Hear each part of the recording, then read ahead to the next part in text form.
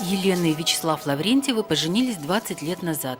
В тот день строгий учитель жизнь предложила им решить задачку, как прожить вместе долго и счастливо. В условии было одно слагаемое – любовь, остальные – неизвестно.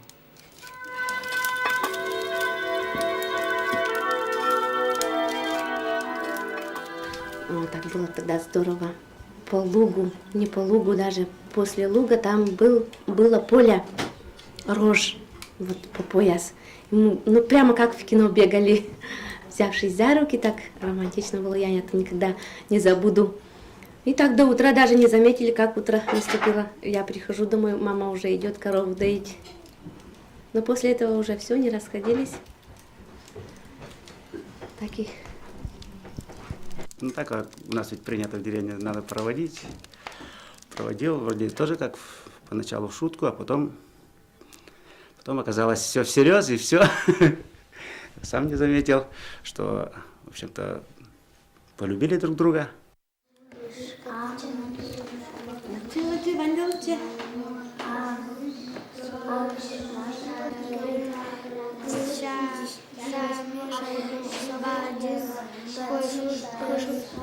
Учительница начальных классов Елена Дмитриевна знает, как выучить и воспитать малышей. В этом году у нее 8-й набор первоклассников. Главное – вырастить их искренними, считает она, чтобы научились откликаться всей душой и не стеснялись делать добро. Одним словом, учит их тому, что сама хорошо знает. Ну как, приходишь на урок, смотрят глазами на меня, что-то ждут, чего-то ждут, надеются, хотят что-то. И вот стараешься уже, готовишься. И если урок получается, то я получаю очень большое удовольствие.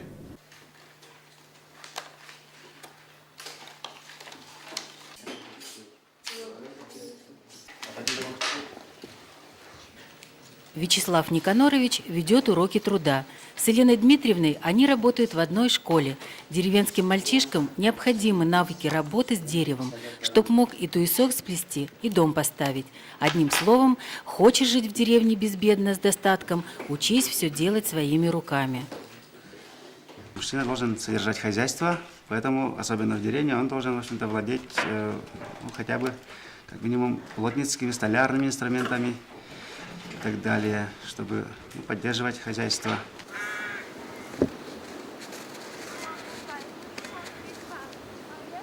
Школа в деревне Кузибаево, где работают супруги Лаврентьевы, старая.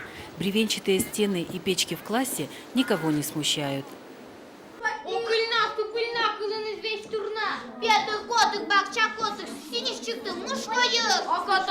Елена Дмитриевна собирает старинные обряды и песни. Интересно, как играли свадьбу в соседней деревне. Совсем не так, как в родном Кузибаево. Сама увлеклась фольклором и детишек заразила.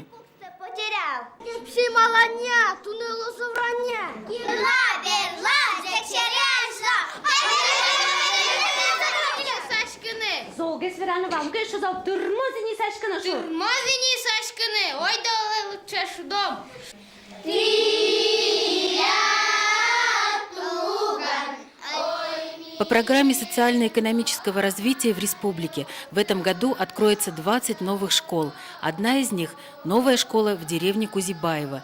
Ее ждали долго. Проект был готов 12 лет назад, но возможности воплотить не было. Вопрос строительства взял на контроль президент Удмуртии Александр Волков. Ну, как видно, что слова президента сбываются. Начали в октябре месяце строить эту школу, и вот сегодня уже почти что под крышей школа. В понедельник начнут перекрывать спортзал. В новой школе найдется место и для компьютерного класса, и для спортзала. Она рассчитана на 200 ученических мест.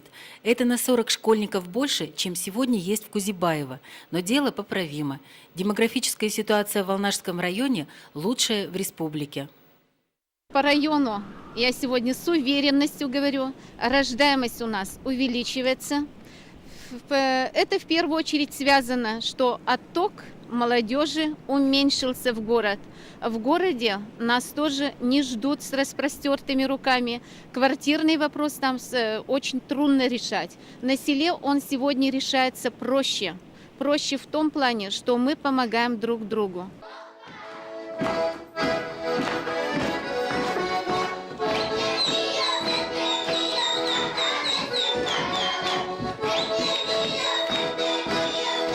Елена и Вячеслав всегда вместе. После уроков занятия фольклорного ансамбля. Для них это отдушина. Каникул у сельского учителя не бывает даже летом. Хозяйство, сенокос, да мало ли забот в деревне.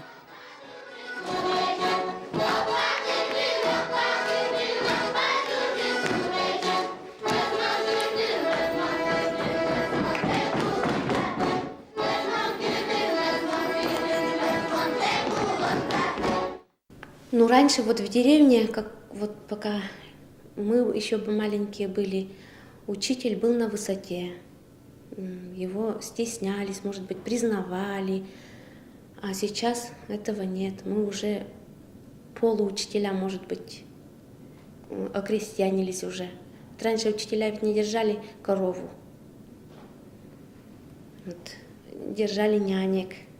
Вот у нас Валентина Ефимовна, бывший директор, она все время вот так рассказывает, что вот они так жили, им было легче работать, больше отдавали себя школе.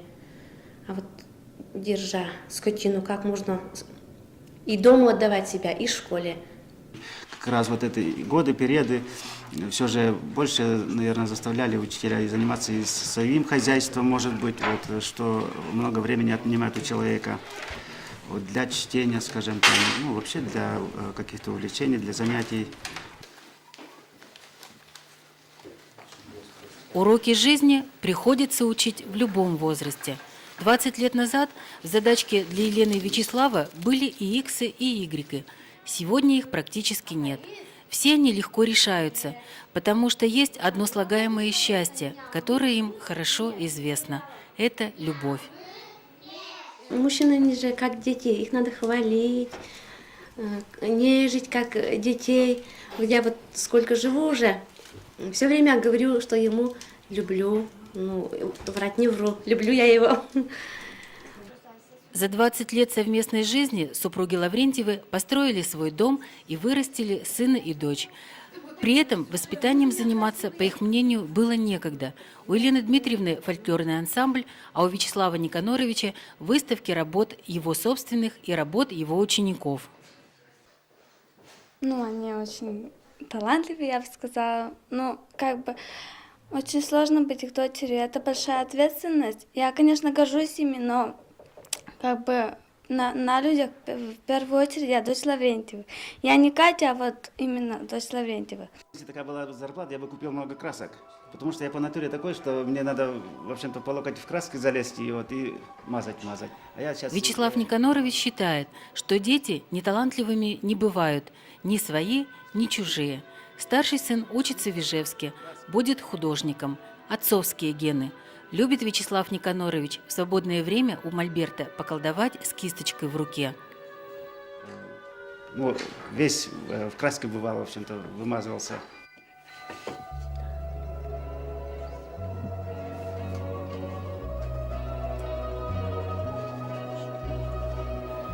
Интеллигенция – это не количество прочитанных книг, это способность к самосовершенствованию и самореализации. Картошку вовремя выкопать, конечно, надо, Но когда знаешь, что после тяжелого крестьянского труда можно посвятить свободное время творчеству, тогда с работой справиться легче, и городская жизнь с театрами и развлечениями не кажется такой уж заманчивой. Я не смогу жить в городе, я приехала домой. У нас улица широкая, светло, небо голубое, деревья, а там люди все злые, бегут в автобус, в трамвай, толкутся там, а потом опять выбегают в какие-то здания, бегут, ну как тараканы. И вот попробуй что-то не так, наступишь не так, толкнешься или еще не так скажешь. Все, я вот всегда вот это чувствую, злобу какую-то, нету доброты. У нас тут такие прекрасные места, что вот, вот сейчас я там еще не бывал, тут не бывал, я это не писал еще вот, с близкого расстояния вот сюда бы подойти, вот такое желание. Вот, в общем, когда дома смотришь на свои картины, уж когда выходить, ну, вечером, может быть, вот, а нельзя ли вот тут с другой стороны, вот, ну, в общем-то, как сказать, в другом ракурсе.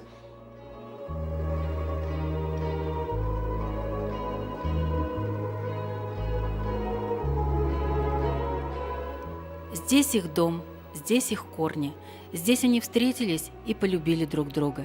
Здесь они нашли ответы на все жизненные вопросы. Любовь – величина постоянная.